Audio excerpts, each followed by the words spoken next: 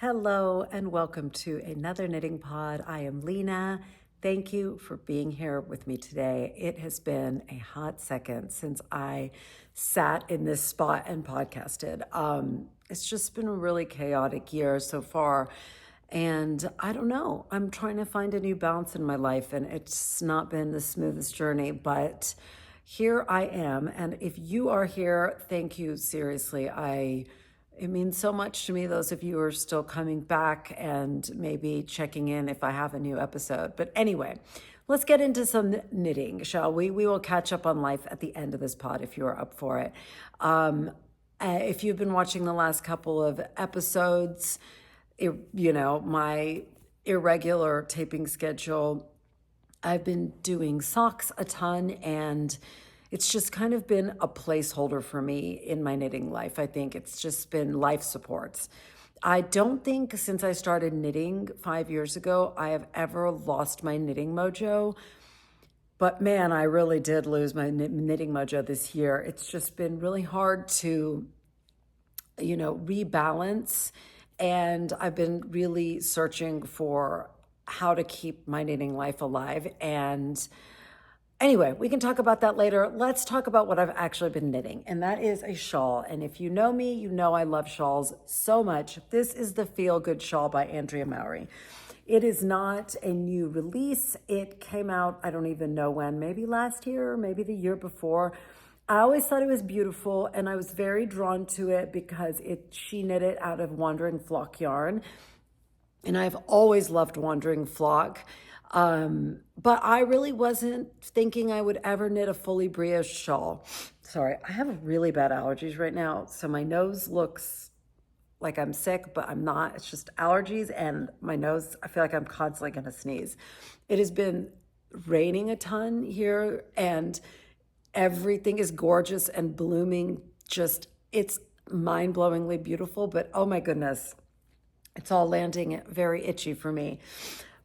Anyway, Andrea Mowry, I did not think I would make the Feelgood shawl. However, earlier this year, I think if you remember, I made a bright neon hat out of Spin Cycle, dyed in the wool in the colorway Bad Egg.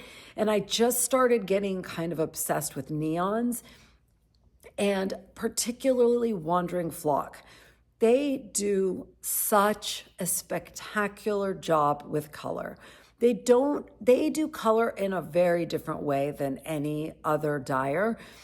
She manages to do neon pastels, and I don't know how, but she just is brilliant at making these pastel colors in the most vibrant neon shades. For instance, the colorway Neon Kelly, Electric Orchid, I believe is what this is. I can't remember all the colors, but if you just go to the Wandering Flock website, your heart will miss a couple of beats because it's so beautiful. So when I became obsessed with wanting to make something out of Wandering Flock, there's no way I could pick just one color. So I was really drawn to this pattern because it had multiple colors and gave me the chance to put together a really fun palette. And let's just start with the palette because I showed you this when it was much smaller, but I made a ton of progress, and I'd love to talk about the colors a bit. I can't believe I forgot what this neon yellow color is called, but it might be just neon yellow. I really don't remember, but it is the most vibrant highlighter yellow. I don't feel like the color is showing up great on the screen. I don't know why. The color, despite the sunny day, is not super accurate, but I picked this highlighter color, and I used it with this fluffy Sandnes, was it Sandnes Garn? Yes, it's Sandnes Garn in the Kos base in the colorway, something I always forget, pale something. I literally always forget it. It's almost comical. I don't know why. I want to say pale celery, but I know it's not pale celery. It doesn't matter. It's a fluffy alpaca nylon blend, and there's something about brioche with the fluffy yarn mixed with a non-fluffy yarn that is just truly magical. And since I had a lot of this Kos left over from the the cardigan I made, the Midori Hirose cardigan that I love and wear all the time. I thought it would be perfect. It just gives you the sense of like a cloudy day.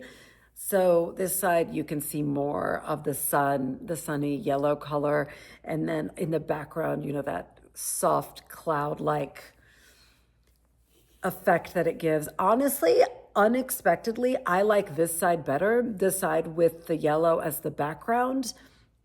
Somehow it's really, really cool looking. I don't know why, but this is the wrong side and this is the right side. And then you start with, sorry, I'm going to have to use a tissue. I feel like my knitting mojo is coming back, but my podcasting confidence has dropped. So please forgive any rough edges here today. But you start with just a regular 2-color brioche, and then you go into 1-color brioche.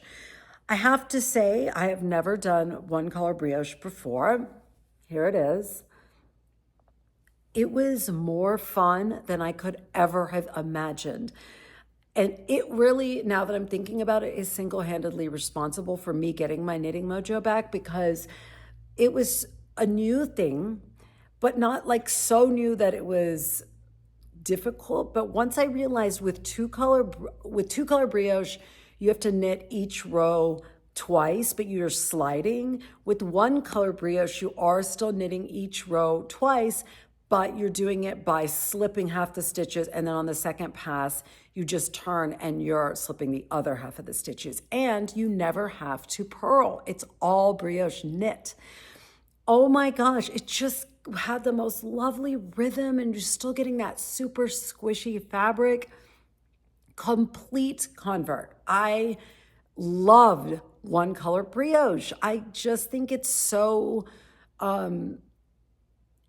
unrecognized as a really fun technique. I know there are, like Petite Knit has a piece called the November jacket, I believe, that is a jacket that's full 1-color brioche. And I love that piece, but I was like, absolutely never. I would never knit that because there's no way I'm going to make a fully brioche, jacket. But in 1-color brioche, I don't know, it goes so fast and it is so much fun. This is the colorway Hundreds of Thousands. It's this really beautiful peachy color with neon, like her signature neon pastel. I don't want to call it speckles because it's not speckled in the way of a like a hedgehog fibered speckled. It's something else. It's very lightly just, I don't know. I really don't know the right adjective or, word for it, but you can see it. If you are if you love speckled yarn, you can see that this is different than another, like, let me show you. I'm just gonna grab it real quick. Apologies. Okay. So this is the Plumpy Shawl. And let's look at this garter section. This is Hedgehog Fibers speckled yarn. I don't remember the colorway. I'm sorry. It's gorgeous. I wish I did. I love it so much because it has a similar peachy vibe, but look how different this looks. Like it's just a very light, like much more subtle effect. And then this is just speckled, like totally in your face speckled. By the way, this shawl is so squishy and lovely. It's part like panels of brioche mixed with panels of garter. And that is usually the extent of my brioche, but I am loving this so much more than I thought, like the full brioche. The problem with this shawl, the Plumpy, and why I don't recommend it unless you know what you're getting into, it is a very long piece and it's not a very deep piece. And I am a short person. So this is just not like a great shape for me. It might work for you, but it's not my favorite shape. This I love because this is my favorite shape shawl, a very deep triangle, because I just wear my shawls over my shoulders because I am always cold. And it's cozy. It feels like a little force field in the world. So anyway, back to the Feel Good shawl. I have to say, I feel like it was named perfectly for me personally because I feel good when I'm knitting this shawl. Brioche has such a lovely rhythm, and the colors that she used in the Wandering Flock color base is just like their color options are so joyful and happy. Like I just think if you need to be uplifted and picked up in your knitting or just in your life, and that's the function you want, then you should get yourself this color palette. I can't even look at it stuffed in its little bag without being happy. It just makes me so incredibly happy. And if you remember when I showed you the colors, I ended up, being able to just buy 3 skeins and then use 2 skeins that I had in my stash. So obviously the one that I had in my stash was that Coast. Then this is the Hundreds and Thousands. And then this top part, this double brioche section. So I'm doing, this is the wrong side, like I said, but this is going to be the side that I wear out. And I wanted the Electric Orchid. I believe that's what it's called. Anyway. And then this purple is leftover Melted Baby Suri Alpaca by Ching Fiber in, I never remember, I think maybe Cuttlefish. But the color combination of this purple and violet is just so good. Oh my gosh, I love it so much, y'all. I can't wait till it's done so I can wrap myself in it, even though it's going to be done just in time for summer. Danny, hi, baby. If you guys have been with me and you know Danny had a horrible near-death experience, we call it her near-death experience. She's doing so well. She's 100% back to herself. So she's right here with her. She has a stuffed animal eagle, and she's got it right here wagging her tail. So I wish you could see her, but she's too big to jump on the couch. She's not allowed on the couch. So anyway, I just wanted to tell you that she is wagging her tail and very happy right now. So the Feel Good shawl comes highly recommended. If you like brioche, then totally make it. If you don't like brioche, no, if you don't like brioche, of course you're not gonna make it. But if you've never tried brioche before, maybe this is not the place to start. Maybe you start with something smaller that just has a panel of brioche or something to get familiar with it. But if you are a seasoned brioche knitter, this guy is too much fun. What else was I going to say? I'm just in such a, sorry, now I have dog hair all over me. I have been in such a Wandering Flock obsessed mood these days. Truly have Labrador Retriever fluff on my face. I just want to make everything in Wandering Flock right now. And I wore this sweater because this is another piece I made in Wandering Flock. It's by Park Williams. I forgot what this sweater is called, but it is in a strand of mohair. And I honestly don't remember which colorway this is, if it's Unicorn Magic, or there's a couple that look similar and I have no idea, but it has kind of a tie-dye. The way that it knits up has more of a tie-dye splashy, but look, it's just so cool and beautiful. I don't wear this enough because it's completely sheer, because it's just one. And I hate layering a tank top under. It just feels like, just when you wear this sweater alone, it's so comfortable and soft and warm in like a not overpowering way. But again, it is completely sheer. It's fine for me to wear it now because I can sit here and you can't really see that it's sheer, but I'm not going to wear it out in public like without a tank top. So I feel like I never wear it, but I actually really love it.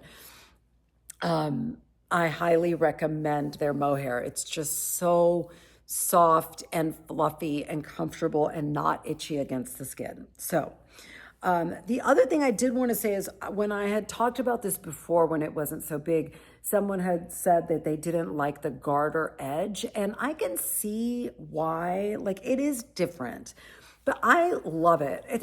I love it because it's different and it's a unique I-cord edge way to border a shawl. But I do feel like it gives it a little bit of a rougher, it doesn't have as seamless an edge because of it, but it's an effect. I don't know. I think you could replace it with an I-cord edge if you just gave it some thought, like slip the last three instead of doing this, but I don't know. I like it. I like a unique border. Also, I don't know what happened. Do you see this right here? There's like a line. I must have messed up because I don't know what that is, but it's something, but I have no idea what I did. You can kind of see it, that line right there, but you guys know I'm not bothered by, I'm not bothered by little minor imperfections. I actually think that that's what makes handmade items feel handmade. Just real quick, I'll show you this color so that you can see how pretty these two are together. I really do think this is called Cuttlefish, and if it's not, Cuttlefish is very similar to this. And then again, I think this is Electric Orchid, but I don't really know that either. What else? Being obsessed with Wandering Flock right now, I've been trying to think of other things to make out of it. And this is the first time I've had any inkling towards making a sweater all year. Ever since I finished my polka dot cardi by Midori Hirose, which I, again, absolutely love and highly recommend knitting because it's a fun, fast knit and very unique. I have not wanted to knit anything that takes any mental bandwidth, and knitting this shawl and getting back into it has made me it's given me that sparkly, maybe I will knit a sweater vibe. And I was looking at the sunset sweater, which I have in my library because I bought it when Jessie Maid had a sale, whatever most recent sale she had for her birthday, I think. Danny's knocking around the stand, sorry. And I was looking at the projects for that, and there was one project that was color blocked. I will pop a picture up. So cute. It's a very basic sweatshirt, sweater kind of thing, but she color blocked it with one solid color in the middle and then the sleeves different colors. And I thought it would be so fun to do with Wandering Flock yarn. I'll pop up a picture of the colors that I dream of doing someday. I think it's Red Rust is that gorgeous, deep, rich rust color.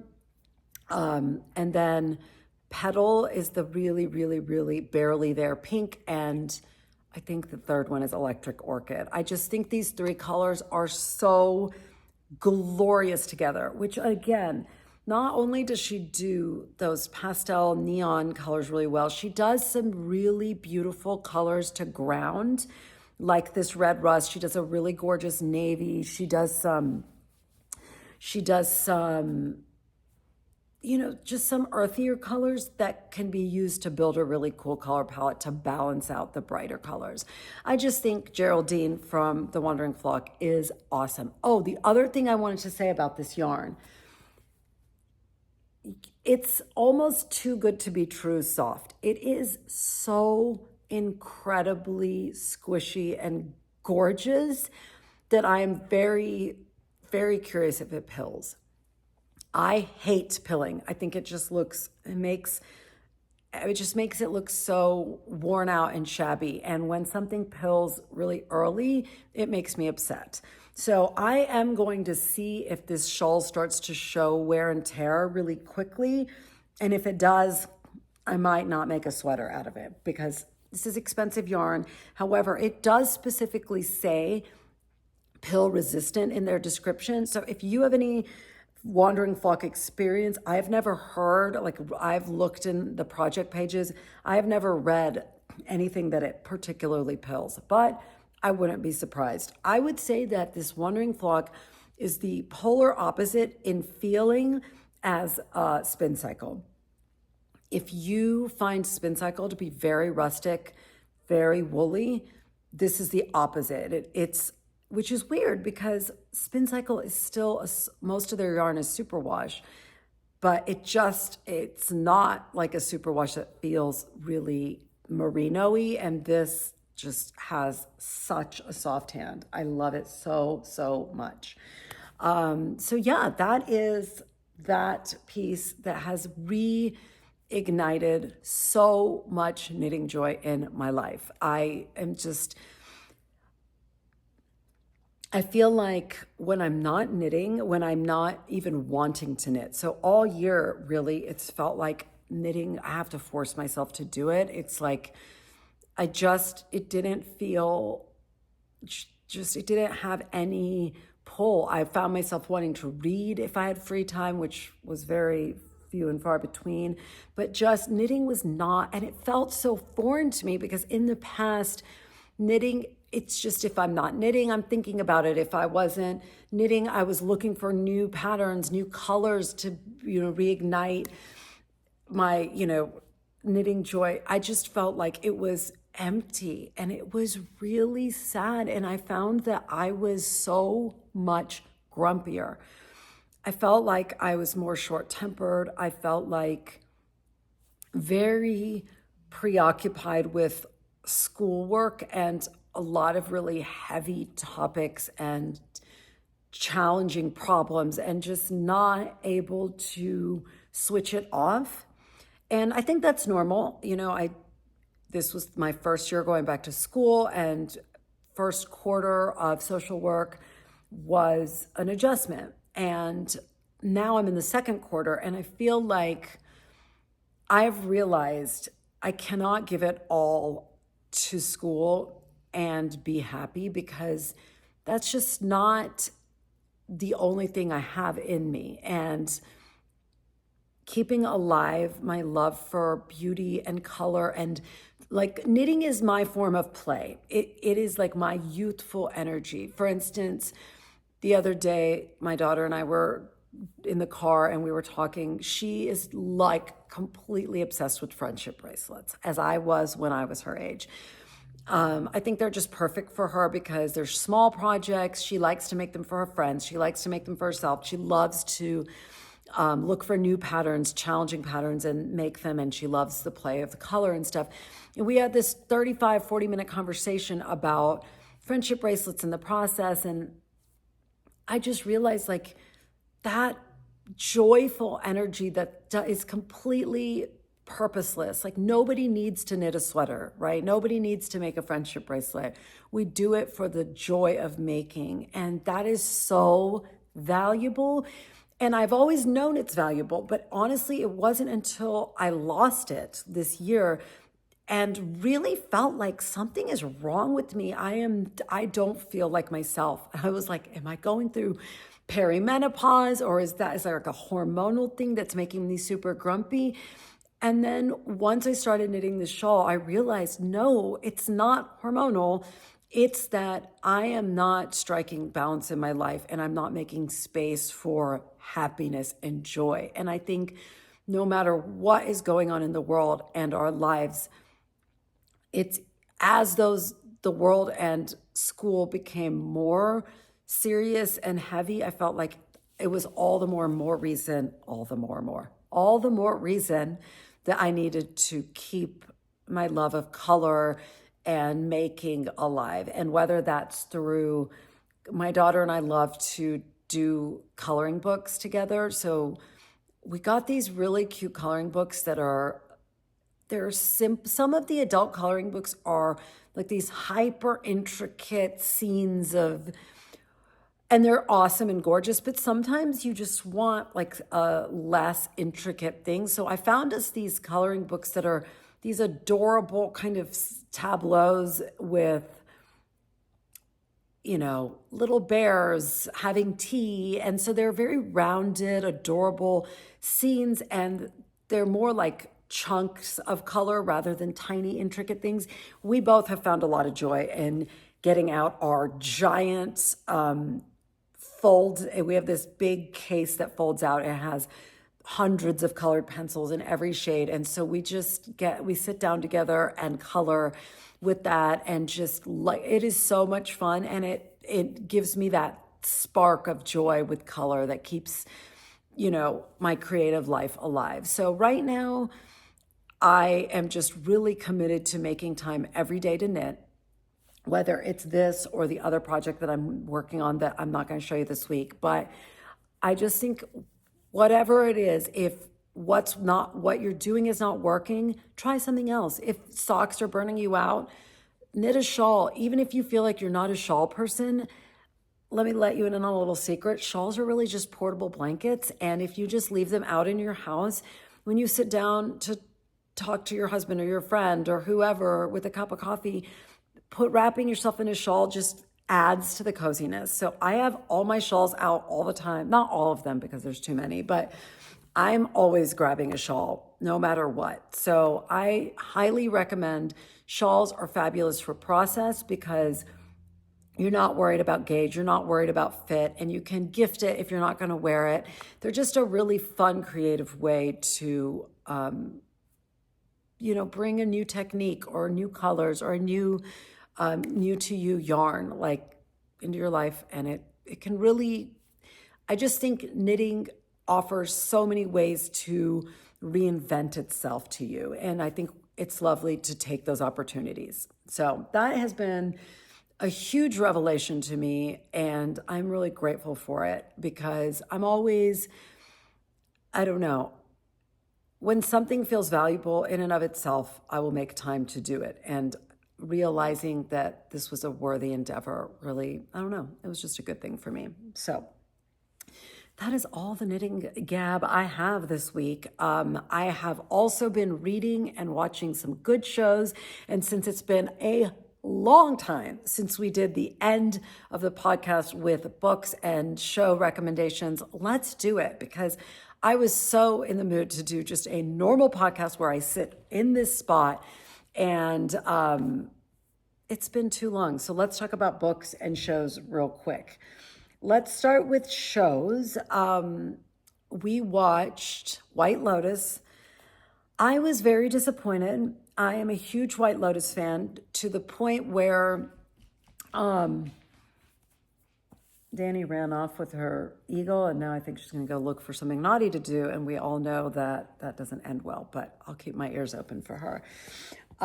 White Lotus this season was just a really big flop for me. I feel like the first two seasons rather, were so multidimensional and complex, and they did not wrap them up in like this simplistic bow that it just was an HBO show with an HBO ending, whereas the third season felt like not really quite an HBO show, but then I finally started getting into it, and then it had like a straight up, CW ending to me. I did not like the ending. I do not like simplistic, clean endings. I just leave me with some complexity. I can take it. I was just really disappointed. I feel like they were trying to just churn another season out without an eye towards the quality of the storytelling. And it was just a really big disappointment. Also, the Jennifer Coolidge character from the first two seasons is not in the third season, and that was a massive loss. I do not think Piper Posey was a, one-to-one ratio replacement for her. And just her not being in that show just really did not work for me. So I'm curious if you guys watched it, what you thought. I would love to know because my husband liked it, but he's a guy. He's just not going to think too deeply about it. Was entertaining and he liked it and he moves on. For me, I'm like, come on, man, give me more substance. I feel like there was another show that we watched before that. I know we watched Severance, which I cannot right now with Severance. I think I'm done with that show. I can't do it anymore. It's just too bonkers, and I thought it was a very unsatisfactory ending also. But then we watched Adolescence on Netflix, and oh my gosh, talk about the opposite of White Lotus in every way. It's like as impactful as reading a novel, a really, really good literary novel. It is so thought-provoking. The way they shot it is so original. The way they just told this story over a 4-episode arc from lots of different perspectives. Just absolutely mind-blowing, and I loved every second of it. I cannot recommend it enough. It is very heavy. It is very emotional. I love stuff like that. Excuse me. And I was so impacted by it. Highly, highly recommend Adolescence. In terms of books, and there's so many shows I want to watch right now. There's a new one with John Hamm, I think on Apple TV. I don't remember what it's called. I am really, really ready for the 3rd season of Gilded Age to come out. I don't even know when it's going to come out, but I loved that show. The first 2 seasons of Gilded Age are so good if you are a Downton Abbey fan. I just had an episode on in the background one evening, and I just remembered how much I love it. And then Hacks is back with Jean Smart, who's brilliant and beautiful, and I love her. But I have to wait till that whole thing comes out because we will have to binge watch it. We can't watch. Pitt. Pitt was the most spectacular show. I think I told you about that last time. Please watch Pitt if you have not watched it already. I loved Noah Wyle. It just had such a fast pace, and it was so beautifully done. Okay, let's talk about books real quick before I leave you. I read Blue Sisters by Coco Mellors. I read the audio. I listened to it. Absolutely shockingly good. My reading friend, the friend that loves to read as much as I do, probably even more actually. She really reads a lot. She recommended Coco Mellors' Blue Sisters, and I loved it. I loved it more than she did. First of all, the narration was spectacular. It was a narrator that I had never encountered before. Sometimes, if you do a lot of audiobooks, you will run into the same narrators over and over, and I get really tired of those narrators. Sometimes when the same narrators show up in a lot of popular audiobooks, you start to become really sensitized to their particular intonation. And if it might not have driven you crazy, by the 3rd book they do, it starts to drive you crazy. That's how I feel about it. So having a fresh voice that was very different was so refreshing. I absolutely highly recommend it. She has like this kind of rougher Boston accent, which is so unusual, and it fit the book so well, and I just loved it. I loved this book, loved the characters, loved the relationships. I cannot recommend it enough. It was so much more substantive than I thought. I thought it was going to be a little more frothy and like a lighter kind of palate cleanser. It was really good. I loved it. It's about sisters in a challenging, relationship, which kind of has, references to, what's this book I love? Oh my God, Hello, Beautiful and Little Women, but different, much more. Hello, Beautiful has like a winter cozy vibe, and Blue Sisters is a little grittier. There's some more grittiness to it. So I loved it. I really highly recommend it. Then I've read Owner of a Lonely Heart by Beth Gwynn. Absolutely gorgeous memoir. I loved it so much. It's about the author is a refugee from Vietnam who came here when she was a baby with her dad and her sister, and her mother was left behind in Vietnam. And she basically struggles her whole life with her identity as a refugee, growing up in Michigan and feeling like the only person of color in her community and not knowing how to negotiate it. And it just felt very relatable as a child of immigrants of first generation in Texas. That's where I grew up. And just, I felt like she named and spoke to things that I have felt, that I don't think every first generation child struggles in the same way. And I mean, I can say that with certainty. Some people struggle more, some people don't at all. I had my in-betweenness was very hard for me. And just hearing her story really just felt so I felt so seen and known because it made me feel like I wasn't the only one, though our stories are not like the exact same by any means. I felt like her book just gave words to a lot of really difficult things that don't end in childhood for immigrants or children of immigrants or anything like that. Negotiation of your identity goes on for your whole life, undoubtedly. And it was just nice to know that that's not just me. So if that kind of book, I read it so quickly. I read it on my Kindle and it just flew by. It was so compelling. It's a real, like, it's just very digestible. I'm also listening to Matriarch by Tina Knowles. Oprah picked it as her book club, and I was not planning to read it, but I listened to their interview and I was just so struck by how incredibly substantive and intelligent Tina Knowles is. And I was just, my curiosity was so piqued.